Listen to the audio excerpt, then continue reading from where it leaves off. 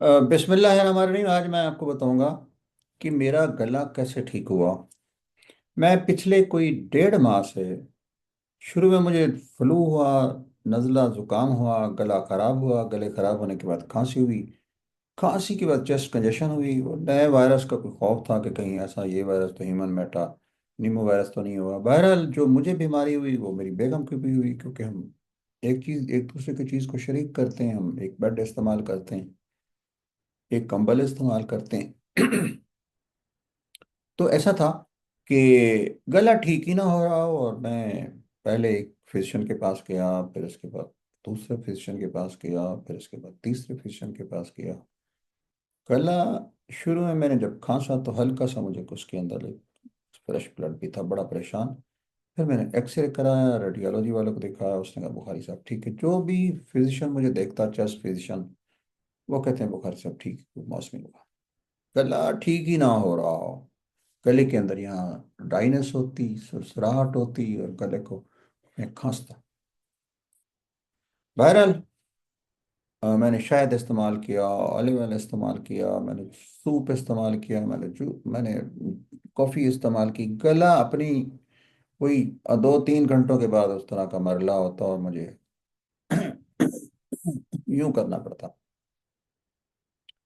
3-4 दिन पहले मैं, मेरे एक दोस्त हैं, उन्होंने मुझे किनुआ के कुछ किनू भिजवाए, पेटियां भिजवाई। तो ये किनू मैं, मेरी बेगम ने देखा तो वो किनू खा रही थी। मैंने कहा यार तुम्हारा गला खराब है, तुम किनू खा रहे? कहते डॉक्टर साहब आप खाएं। अरे मैं उनके साथ बैठ गया, किनू को छीला, और किनू को छीलने के बाद इसका पूरा हिस्सा हमने एक एक डली करके खा गया। पूरा फाइबर समेत खा गया। मेरा अच्छा लगा। मैंने और दूसरा किनू खाया, मीठा था, तुरश नहीं था। तुरश चीज़ों से एहतियात करते हैं जब गला खराब हो। मुझे सुकून आ गया। कल मैंने 2 किलो और खाया, पर रात को भी खाया। रात को सोया, कोई गला खराब नहीं हुआ, कोई खांसी नहीं आई, कोई खुश्की नहीं हुई। इसके बाद 8 किलो मैंने फिर खाए, सुबह 11-12 बजे। पुरस्कून हालत में बैठा हूँ। तो देखें, किन्नू, माल्टा, फ्रूटर, ये विटामिन सी से भरपूर है। विटामिन सी आपकी कुव्वत मुदाफ़ा को बेहतर करता है। विटामिन सी खाने से, नेचुरल खाएं, वो गोलियां ना खाएं, CAC 500 मिलीग्राम की, वो ठीक है। आप इसको इस्तेमाल करें। दवाई तो उस वक्त इस्तेमाल करते हैं जब आप खुराक आपका, आपकी कुव्वत को बेहतर ना कर रही हो, खुराक आपके लिए बेहतर साबित ना हो रही हो।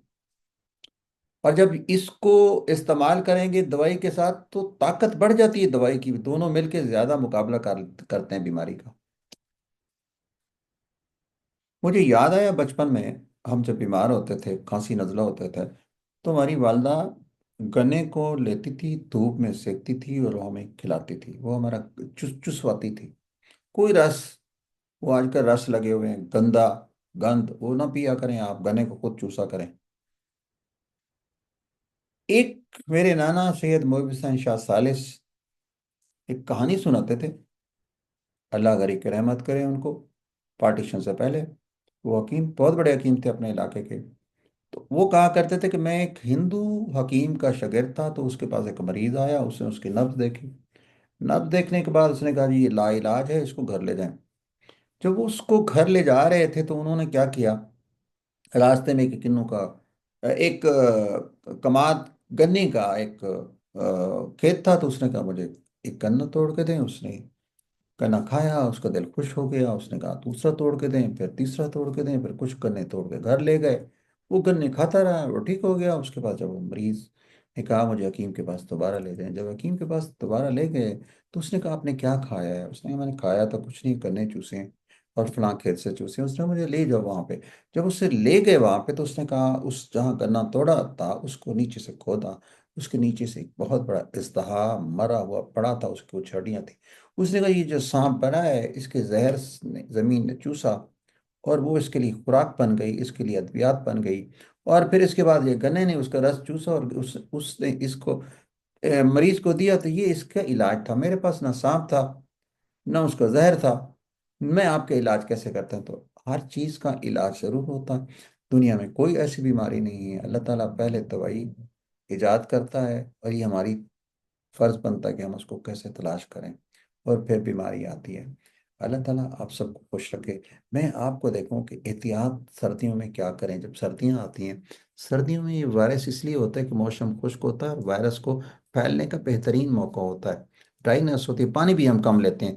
تو WHO نے کچھ ہدایات دی ہیں، ان ہدایات کے مطابق آپ جب آپ کسی جگہ بیٹھے ہوں تو آپ کیا کریں؟ وینٹیلیشن کا کریں، open the window for good ventilation when possible. پھر اس کے بعد کھانسی ہے، نزلہ ہو، چھینک ہے، تو ڈراپلیٹ انفیکشن دوسروں کو نہ دے۔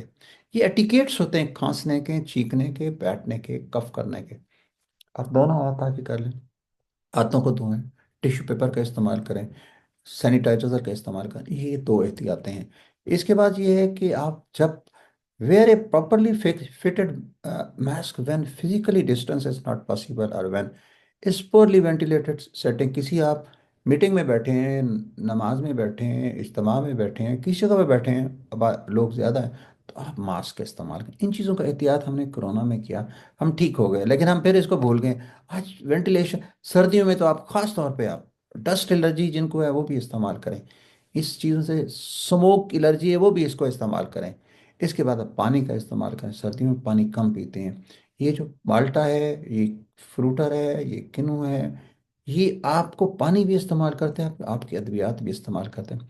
اور ویکسین کا استعمال کریں، کیونکہ ویکسین جو ہے، اگر دوسری ویکسین انفلوئنزا کی ویکسین ہے، اس انفلوئنزا کی ویکسین آپ کو دوسرے وائرسز کے اٹیک سے بھی بچاتی ہے، اور موسمی بخار، موسمی نزلہ، موسمی اس سے بھی بچاتی ہے۔